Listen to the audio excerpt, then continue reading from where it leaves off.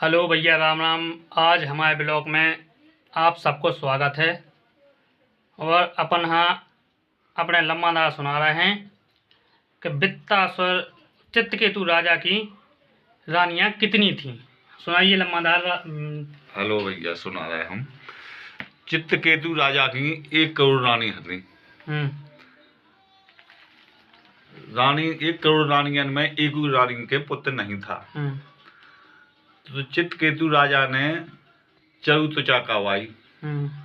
तो सबसे बड़ी रानी थी उके चरु त्वचा से संतान गर्भ धारण भाव। जब बच्चा हो गया तो बाकी जो रानी थी उनने सोची कि अब तो अपन सब रानियां ना दासी बन के राने लाड़ प्यार तो पूरी बड़ी रानी पे हो जाने। तो वो रानियां ने क्या काम करो कि जहां घोल के और पुत्र खां पे बांधो। जब वो पुत्र खत्म होगा अच्छा तो अब फेंक जाएगी नहीं न पुत्र होगी साबी। तो चित्रकेतु राजा ने दिमाग खराब होगा, भगे। सो जाके पायात पार्वत पे पहुंचे। पायात पार्वत पे शंकर जी और पार्वती विहार कर रहे थे।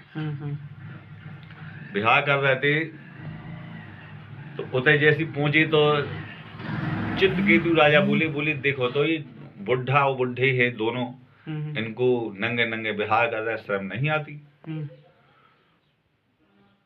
तो चित्रकेतु राजा को पार्वती ने श्राप दे दी। बोले जा चित्रकेतु राजा, तुझे मैं श्राप देती हूँ को जा वृत्तासुर राक्षस बन जा। शंकर जी ने दे दी श्राप पार्वत खां कि जो ही पार्वत पे नर आएगा वो नारी बन जाएगा, वो नारी आएगी वो नर बन जाएगा।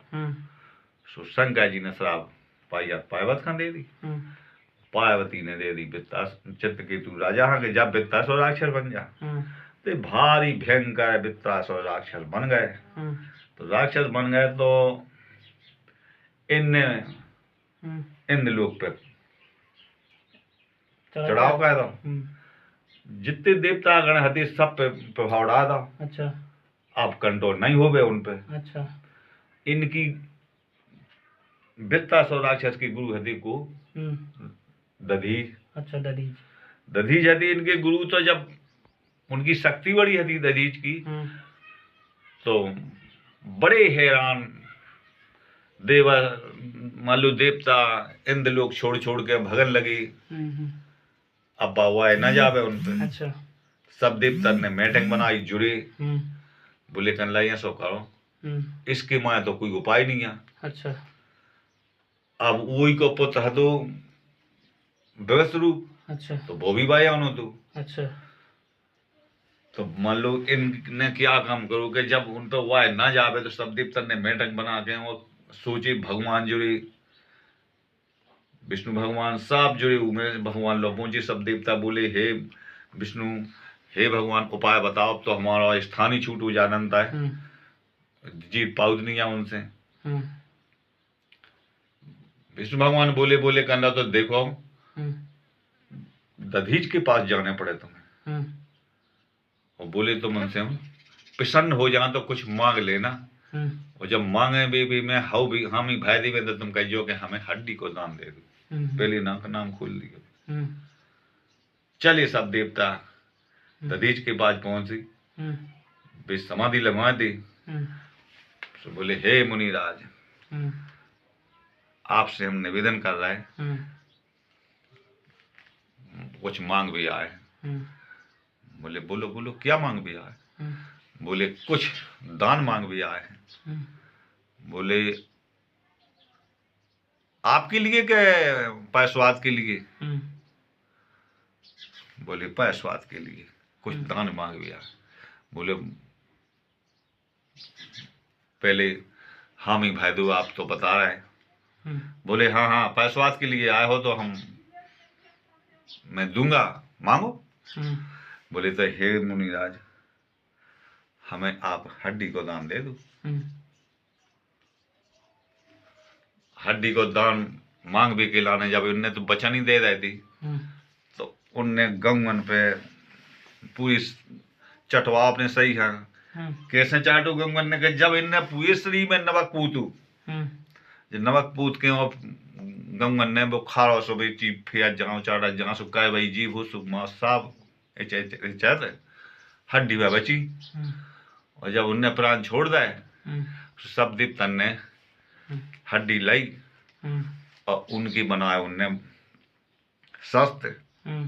विष्णु भगवान ने बताई दी थी कि दधीच की हड्डी के शस्त्र बनाओ, ऊ शस्त्र से मनने बित्ता सो है वो नहीं मनने वो बेबसरूप है जो बाप बेटा राक्षस हैं। तो इनने उनकी एक धनुष बनवाओ दधीच की हड्डी को और एक वज्र बनवाओ और एक तलवार बनवाई। तो वे तीन ही शस्त्र राजा इंद्र के पास हैं दधीच की हड्डी की। अब जब इनने फेंके चढ़ाई गई बित्ता सो ने चढ़ाई गई सो बस इंद्र आए। इंद्र ने हाथी पे बैठ के एरावत पे आए सो वैसे इनने माँ भी गिलाने आए कि अब तो हम सस्ता नहीं। जैसी बित्ता सो राक्षस के सामने आ सो उन्हें मोह बाओ और हवा खींची जैसे पंप पानी नहीं खींचा तो भीता है सो उन्हें हवा खींची भीता हाँ सो अब ढाओ हाथी उड़ो दायती से हुमस के वही पे राजा इंद्र बैठी और उनके मुंह में भीता है प्रवेश होगा हाथी वही पे इंद्र बैठी और भीता है गाँव जहाँ से सुन बित्ता सो ने चम्मी बांध ले चम्मी बांध ली। तो अब राजा इंद्र ने हड़बड़ाने बेदो लाती धनुष तो धनुष ने कहा है कि उन्हें छोड़ू बांध सो या कूक फाड़ दी बगल की तो ओढ़ो सो होगा सो हाथी हो इंद्र वहां कड़िया फिर इनने उतरवाए के बज ने तो काम ही नहीं कहू उतरवाए से इनने खून खोल दी धनुष से और तलवार से इनने गर्दन काटी। तो एक बयस में गर्दन काट पाई। अच्छा एक बयस में 6 माह बीत गए काटत में माँ पाओ ने एक बयस में। इतने की बात बित्ता सो मारे गो अब उबरानो तो को विवस्वरूप राक्षस पुत्र तो विवस्वरूप राक्षस बयान तो अब उनके माए बहुत हैरान भाई तो उनके हथे 3 मूड 3 मूड को हदू हाथ 2 पैर 2 से हथे 3। जब 3 मूड को विवस्वरूप राक्षस रहा तो हैरान हो गया। तो उनके लाने बताओ वही की संतान हती तो दधी जी की से वो बनने तो इनने बित्ता सो राक्षस पहली माँ दो विवस्वरूप राक्षस माऊ जहाँ से जैसी 6 महीना में गर्दन उनकी काटी। जब 6 महीना में गर्दन कट गई तो इंद्र खां ब्रह्म हत्या लग गई। तो कब ब्राह्मण है तू सुना जा तुम ब्राह्मण हतू वो उसकी ब्रह्म हत्या लगी थी। तो क्या है दधीच ब्राह्मण हती ना तो बस जब ब्रह्म हत्या लग गई तो बड़ी हैरानी आई। तो सब देवता जुड़ी कहीं ऐसा करो कि को निराकरण कह दू समाधान की लाने। तो इन्हें जब ब्रह्म पाप लग गो ब्रह्म हत्या लग गई तो 4 भाग में बांटी गई। बोले कन ले के पहलो भाग दो पृथ्वी जो गड्ढा खतरा हो जे तुम्हारा गड्ढा खतरा पड़े थे इमें तुम्हारा पाप करे पृथ्वी होगा एक भाग। दूसरो भाग दाओगा कि हाँ वृक्ष ना कि तुम्हारा जब गोंद कड़ा थे इमें तुम्हारा पाप करे। दूसरो होगा 30 भाग दाओगा जल हाँ कि जो तुम में जो फेंद रूप में जो फंसू का आजाद तुम्हारा जो 30 भाग जल खा सौंपू तुम्हारा ई में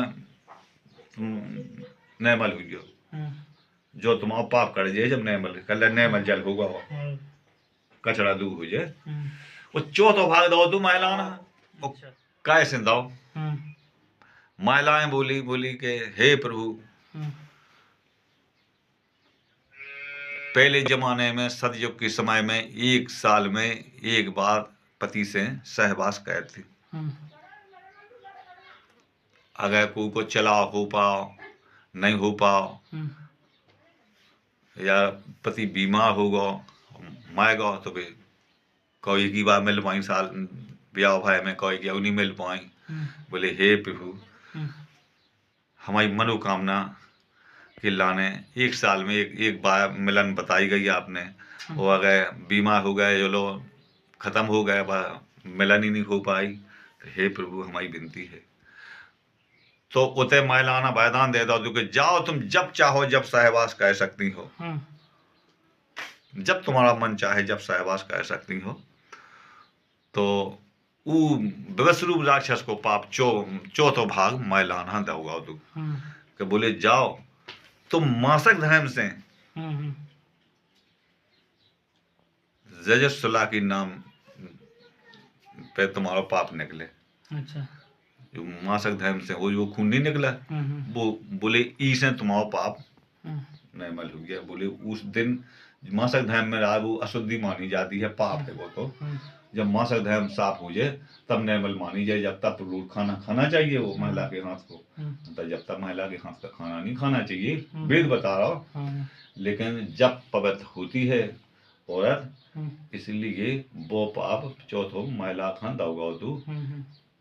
तो ऐसे महिला मलो विवस्वरूप राक्षस का माओ तू, और वित्तासुर राक्षस माओ तू, मलो दधीज की हड्डी के शस्त्र बने थे, उस शस्त्र से मारोगा तू, तब इंद्र सुख से रह पाओ तू। नंतर उनकी माए सुख से इंद्रासन में नहीं रह पा रहे थे।